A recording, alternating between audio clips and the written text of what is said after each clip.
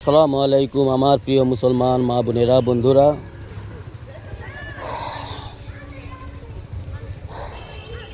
আমি একজন গুনাহগার আল্লাহর বান্দা, বড় গুনাহগার, বড় খাতাগার। আল্লাহর হুকুমের খিলাফ মানমানি করে বসি, শয়তানের ধোকায় পড়ে নফসানিয়তের ধোকায় পড়ে অনেক গুনাহ করে থাকি। অতি সামান্য নেক আমল করতে পারি। আমি বড় বদকার গুনাহগার। ফির ভি কোশিশ করি, চেষ্টা করি, আল্লাহর কাছে প্রার্থনা করি, কামনা করি আল্লাহ রাব্বুল আলামিন আমাকে ও আমার পরিবারকে, খাস করে আল্লাহ আমাদেরকে দিন ইসলামের বুঝ এবং তৌফিক দান করুন, দিন ইসলামের উপর আমল করার তৌফিক দান করুন, আল্লাহুম্মা আমিন। তো বন্ধুরা, উম্মতের গম হওয়া দরকার। প্রত্যেকটা উম্মত হাদিসে আসে, হাদিসের মধ্যে পাওয়া যায় প্রত্যেকটা মুমিন মুসলমানের জিম্মেদার। অর্থ প্রত্যেকটা মুমিন মুসলমানের কর্তব্য, প্রত্যেকটা মুমিন মুসলমানের ভালাইয়ের চিন্তা ভাবনা করা, মঙ্গল কামনা করা। তো বন্ধুরা আমার, আজকের সমাজে যখন দেখি পার্শ্ববর্তী এলাকা, আমার নিজের গ্রাম, মহল্লা, মসজিদ, সমস্ত জায়গায় যে সমস্ত নাফরমানি, জুলুম,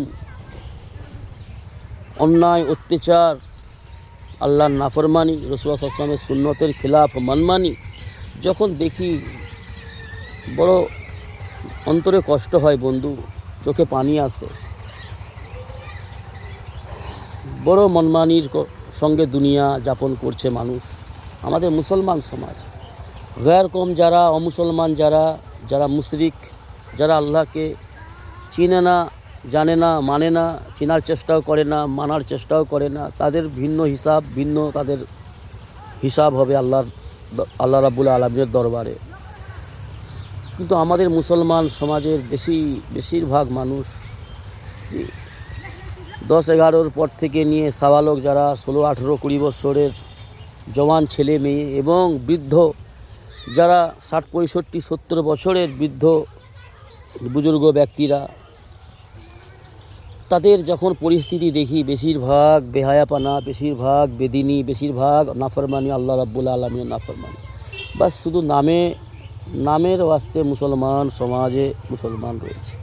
হ্যাঁ, কেউ তো আছে, অবশ্যই কেউ তো আছে আল্লাহর নেক বান্দা বান্দি, যাদের ওসিলায়, যাদের বরকতে দুনিয়ার নিজাম আল্লাহ চালাচ্ছে, সব কিছু আল্লাহর নিজাম চালাচ্ছে, যাদের মহব্বতে, যাদের মায়াতে। এমন নেক বান্দা বান্দি অবশ্যই আমাদের সমাজে রয়েছে, দুনিয়ার জমিনে রয়েছে। কিন্তু বিভিন্ন প্রকারে যে আমাদের উপর, মুসলমান সমাজের উপর, দুনিয়াভর, পুরো দুনিয়া জুড়ে, বিশ্ব জুড়ে, দেশ জুড়ে, আমাদের দেশ জুড়ে, আমাদের বাংলা জুড়ে যে সমস্ত আজাব, পরেশানি, মুসিবত আসছে আমাদের সমাজে, মুসলমান সমাজে, খাস করে মানব সমাজে, এই সমস্তের কারণ তো আমরাই। আমাদের মতন নাফরমান, আমাদের মুসলমান সমাজে যে নাফরমানি, পৃথিবীতে যা কিছু হয়, যা কিছু ভালাইয়ের ফয়সালা আসে আল্লাহর তরফ থেকে যে সমস্ত রহমত আসে, সেগুলো মুমিন মুসলমানদের নেক আমলের বরকতেই আসে। আর যা কিছু আজাব আসে, যা কিছু মুসিবত আসে, এই মুসিবতে সমস্ত সৃষ্টি জগৎ পেরেশান হয়, বিপদগ্রস্ত হয়। আর সেইগুলো বদকার, নাফরমান, কুফরিকারী, শিরককারী, মুশরিক, মুনাফিক, মুসলমান নামে যারা, মুসলমানের নাম নিয়ে, মুসলমানের লিবাস ধারণ করে যারা নাফরমানি করে, জুলুম করে, তাদের বদআমলের কারণেই আল্লাহ নারাজ হয়ে সমস্ত রকমের পেরেশানি, মুসিবত, আজাব আল্লাহ আসমান থেকে অবতীর্ণ করে। এটা তো হাদিসের মধ্যেই আছে বন্ধু। তো আমার মা বোনেরা, বন্ধুরা, বড় দুঃখজনক বিষয়, আমাদের সমাজে মুসলমান নামে যে মানুষগুলো স্বার্থপর যারা কিছু না কিছু স্বার্থে, দুনিয়ার স্বার্থে, দুনিয়ার সম্মান, দুনিয়ার সম্পদ, দুনিয়ার অট্টালিকা বানানোর স্বার্থ নিয়ে যে সমস্ত মানুষরা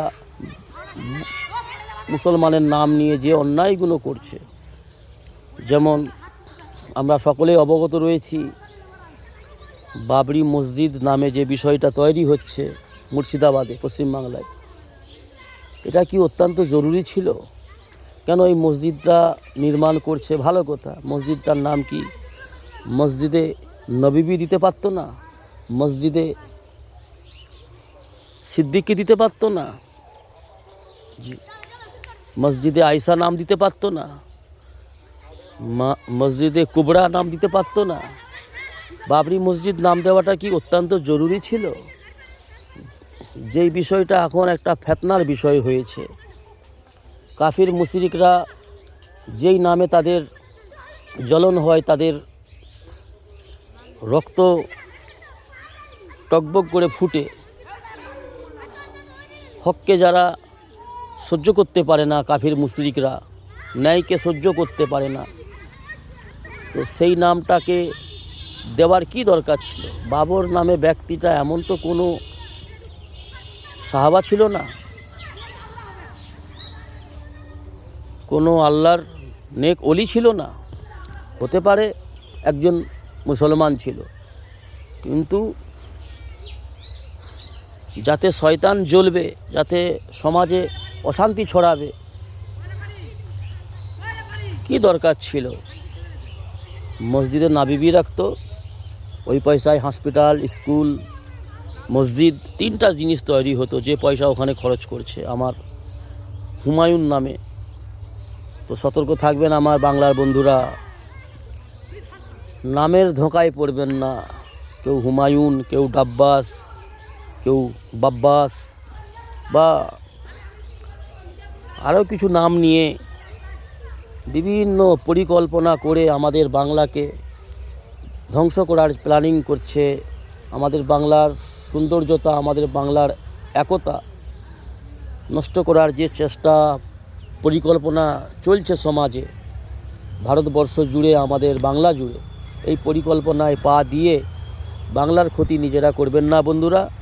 নিজেদের ক্ষতি নিজেরা, নিজেদের ফ্যামিলি, নিজেদের আনেওয়ালা প্রজন্মর ক্ষতি করার চিন্তা ভাবনা নেবেন না। অর্থাৎ সুস্থ শরীরকে ব্যস্ত করার কোনো প্রয়োজন নেই। সুন্দর সমাজকে বিশৃঙ্খলা করার চেষ্টা করার দরকার নেই। এই বেশ ভালো আছি, আলহামদুলিল্লাহ। সকলেই আমরা চাইব এবং চেষ্টা করব এবং আল্লাহ রাব্বুল আলামিনের কাছে দোয়া করব, যাতে করে আমাদের বাংলা এবং আমাদের দেশ এবং গোটা বিশ্ব জগৎ যাতে করে সালামত থাকে, সুস্থ থাকে, আল্লাহর ইবাদত বন্দেগী করনেওয়ালা হয়ে যায়। এটার জন্য আমরা বেশিরভাগ চেষ্টা করব এবং আল্লাহর কাছে দোয়া করব, আল্লাহর কাছে কামনা বাসনা প্রার্থনা করব। তো বন্ধুরা, সতর্ক থাকবেন, সাবধান থাকবেন। বিভিন্ন রকমের শয়তানি পরিকল্পনাকারী মানুষ রূপে যে সমস্ত মুনাফিক মুশরিকরা প্ল্যানিং করছে, তাদের প্রলোভনে পা না দিয়ে নিজের মস্তিষ্ক, আল্লাহর দেয়া নেয়ামতকে কাজে লাগিয়ে সঠিক জায়গায় প্রয়োগ করুন। সুস্থ থাকুন, ভালো থাকুন, নিজের দেশ, নিজের বাংলাকে সুরক্ষা রাখার জন্য চেষ্টা করুন। তো বন্ধুরা, ভালো থাকবেন, সুস্থ থাকবেন। আসসালামু আলাইকুম।